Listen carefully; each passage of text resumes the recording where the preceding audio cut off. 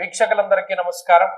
2026వ సంవత్సరంలో వృశ్చిక రాశి వారికి ఏ విధమైనటువంటి ఫలితాలు కలగబోతూ ఉన్నాయి అనేటువంటి విషయాన్ని ఈ వీడియో ద్వారా క్లుప్తంగా తెలుసుకునేటువంటి ప్రయత్నం చేద్దాం.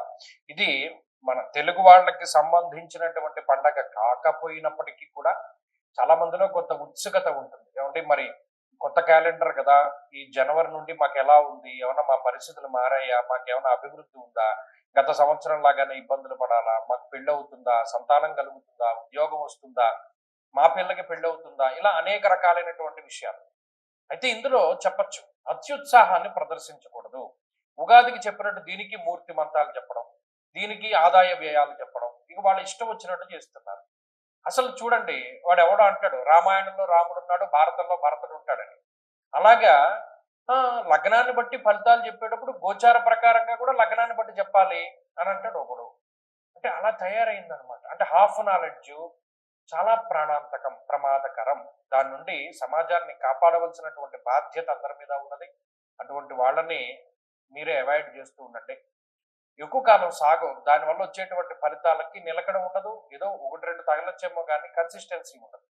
గోచార ఫలితాలని అబ్జర్వ్ చేయండి. నాదే గొప్ప అని నేను చెప్పట్లేదు, మీరు పరిశీలనం చేయండి. గోచారం అనేటువంటి దాన్ని గౌరవించండి ముందు. ఇప్పుడు వృశ్చిక రాశి వారు దానిలోకి వస్తే, ఈ గోచార పరిస్థితుల్లో ఈ సంవత్సరం గురించి ప్రధానంగా మనం మాట్లాడుకునేటప్పుడు దీర్ఘ సంచార గ్రహాల మీదకే దృష్టి వెళ్తుంది. గత సంవత్సరంలో వృశ్చిక రాశి వారు చాలా ఇబ్బందులు పడ్డారు. ఈ శనేశ్వరుడు వక్రించడము, వెనక్కి రావడము, ఆయన అర్ధాష్టమ స్థానమందు ఫలితాన్ని ఇవ్వడము, తర్వాత ఏమో ఈ రాహు అర్ధాష్టమ స్థానంలో ఫలితాన్ని ఇవ్వడము, అష్టమ గురుడు ఉండడం, చాలా దారుణమైనటువంటి విషయాలు జరిగాయి. ఎలా అంటే కొన్ని నిష్ఠురం, సాహసం, క్రోధం అష్టమస్తే భవేత్ గురువు. కోపం వస్తుంది, ఎవరి మీద చూపించాలో తెలియదు.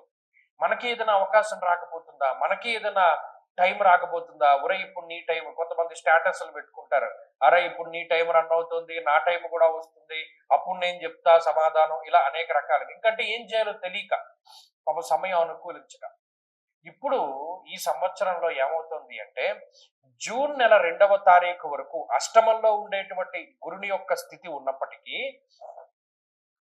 జూన్ 2 దాటాక గురుని యొక్క భాగ్యస్థాన స్థితి, ఇది అక్టోబర్ 31 వరకు ఉంటుంది. ఇది గోల్డెన్ పీరియడ్.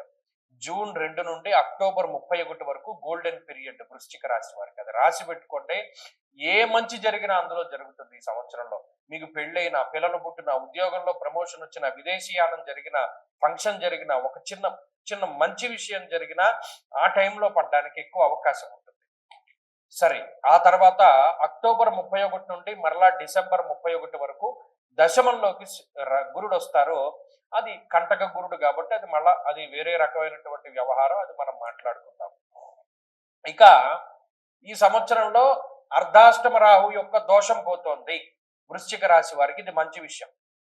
కానీ ఎప్పుడు పోతోంది? డిసెంబర్ నెలలో పోతుంది. 2026 డిసెంబర్ నాటికి ఆయన తృతీయ స్థానంలోకి వస్తారు.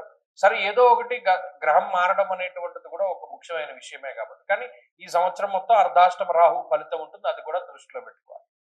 శనేశ్వరుడు పంచమ స్థానమందు మిశ్రమమైనటువంటి ఫలదాత. ఆయన వల్ల పెద్ద ప్రయోజనం ఏం లేదు, అలానే అంత వ్యతిరేకత ఏమీ లేదు, సామాన్యంగా నడుస్తుంది. ఈ విషయాలను దృష్టిలో పెట్టుకుని కనుక మనం గ్రహస్థితిని పరిశీలన చేస్తే 30% బలాన్ని కలిగి ఉన్నటువంటి రాశి వృశ్చిక రాశి. ఏమంటే 30 అంటే కనీసం పాస్ మార్క్ కూడా రాలేదు, మళ్ళీ ఈ సంవత్సరం అలాగే ఉందా అని కొంతమంది అడుగుతారు. కొంతమంది ఏం చేస్తారు, ఇంక ఈ వీడియో చూడడం వేస్ట్ రా బాబు, గ్రహాల గురించి చెప్తున్నాడు కానీ ఫలితాలు చెప్పట్లేదు అని చెప్పి ఒకడు మాట్లాడుతూ ఉంటారు. ఇక్కడ ప్రతిదీ క్షుణ్ణంగా పరిశీలన చేయండి. ఈ గ్రహస్థితిని తెలుసుకుంటేనే మీకు అర్థమైనా కాకపోయినా, చూడండి ఒక్కొక్క లెసన్లో మనకి ఫుల్ క్వశ్చన్ మనకు అర్థం కాకపోవచ్చు, కానీ దాంట్లో ఒక పాయింట్ అర్థమైనా అది ఒక బిట్ పేపర్లో బిట్ కింద వస్తే దాన్ని మనం రాయగలుగుతాం. ఏది కూడా ఇది ఉపయోగపడదు అని ఉండదు. కాబట్టి ఇది కూడా అంతే. కాబట్టి ఈ గ్రహస్థితి మీకు అర్థమైనా కాకపోయినా ఒకసారి వినే ప్రయత్నం చేయండి. ఇందులో 30% ఫలితాల్లో జాతకంలో ఉన్నటువంటి దశాంతర దశలు యోగిస్తే అది మీకు మంచి ఫలితాన్ని ఇస్తుంది. ఈ గోచార ఫలితాన్ని ఓవర్కమ్ చేసి జాతకం ఫలితాన్ని ఇస్తుంది. జాతకంలో అంత బలం లేదనుకోండి, మనం దీని మీదే ఆధారపడాలి. ఇందులో గురుబలం మీదే ఆధారపడాలి. మరి మిగతా గ్రహాలు ఏమీ లేవు కదా. సరే పోర్లే, బలం లేవండి. ఏ రకమైన ఫలితాలంటే అర్ధాష్టమ రాహు ఎంతసేపు కూడా బంధు భావంలో ఉన్నాడు కాబట్టి బంధువులతోటి విరోధాన్ని, విద్యలో ఆటంకాలని, ఉద్యోగంలో అసహనాన్ని, అసంతృప్తిని, అలాగే 4 కాళ్ల జంతువుల వల్ల ఇబ్బందుల్ని కలగజేస్తాడు. ఓవర్ కాన్ఫిడెన్స్ వల్ల దెబ్బతీసేటువంటి గ్రహాల్లో కూడా రాహు ప్రధానంగా ఉంటాడు. అలాగే పంచమంలో శనేశ్వరుడు. ఇక్కడ చతుర్థ పంచమ స్థానాలు రాహు శనుల యొక్క స్థితిగతులు వారిద్దరూ ఆక్యుపై చేయడం వల్ల కార్యహాని, మనస్తాప, జ్ఞాతి వ్యాజ్య కలాపహం అన్నారు. స్త్రీల వల్ల సమస్యలు ఏర్పడడానికి, అలాగే బుద్ధి చాంచల్యత, మన మైండ్ అంతా కూడా ఒక రకమైనటువంటి వ్యసనం అలవాటు పడిపోయిన వాడు ఎలా ఉంటాడు, ఆ టైంకి అలా వెళ్ళిపోతూ ఉంటుంది. ఎన్నిసార్లు డైవర్ట్ చేసుకున్నా మైండ్ అటువైపు వెళ్ళిపోతూ ఉంటుంది. దాన్ని కంట్రోల్ చేయలేకపోతారు మైండ్ని. ఆ వేవరింగ్ మెంటాలిటీ ఉంటుంది, లేదా స్థిరమైనటువంటి ఏకాగ్రత ఉండదు. ఇటువంటి విషయాలు ఎక్కువగా కనబడుతూ ఉంటాయి. అలాగే ఈ జూన్ 2వ తారీఖు వరకు ఉండేటువంటి పరిస్థితులు, అంటే ఈ సంవత్సరాన్ని 2 పార్ట్ల కింద విడగొడితే ఫస్ట్ పార్ట్ అసలు యోగించట్లేదు కాబట్టి దానిలోనే ఖర్చులు, దానిలోనే ఇబ్బందులు, దానిలోనే స్థాన చలనము, దానిలోనే శారీరక శ్రమ, ఇవన్నీ కూడా అందులో చాలా అధికంగా ఉంటాయి. కాబట్టి తెలివైనటువంటి వృశ్చిక రాశి వాళ్ళు ఏం చేస్తారు, జూన్ 2 దగ్గర నుండి అక్టోబర్ 31 మధ్యలోనే ప్రతిదీ వాళ్ళ ఎంగేజ్మెంట్ కానీ, లేకపోతే ఇంకోటి ముఖ్యమైన విషయాలపై శ్రద్ధ, ఇవన్నీ కూడా ఆ టైంలోనే పెడతారు. ముఖ్యమైన మీటింగ్స్ ఇవన్నీ కూడా అప్పుడే ఏర్పాటు చేసుకుంటారు. ఆ టైంకి గ్రహస్థితి కలిసి వస్తుంది.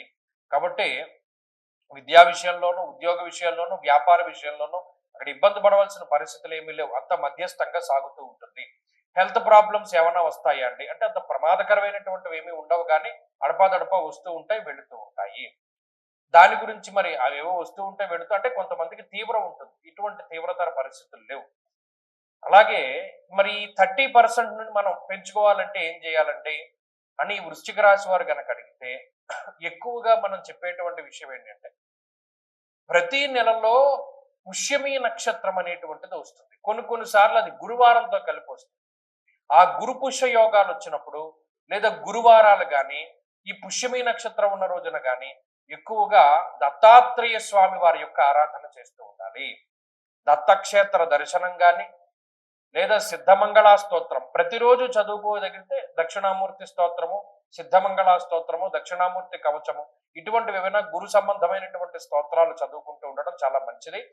లేదు ఆ సమయంలో పుష్యమి నక్షత్రం గురువారం కలిసి ఉన్న రోజుల్లో గురు చరిత్ర పారాయణ చేయడం, దత్తక్షేత్ర దర్శనం, ఇటువంటివి ఎక్కువగా చేసుకుంటూ ఉన్నా కూడా చక్కగా పరిస్థితులు బాగుంటాయి. అలాగే ప్రత్యేకించి చిత్తా నక్షత్రం నెలకి ఒక రోజు వస్తుంది. చిత్తా నక్షత్రం ఉన్న రోజున ఖచ్చితంగా దత్త దర్శనం చెయ్యండి. మీరు అనుకున్నటువంటి పనులన్నీ సక్రమంగా పూర్తి అవుతాయి.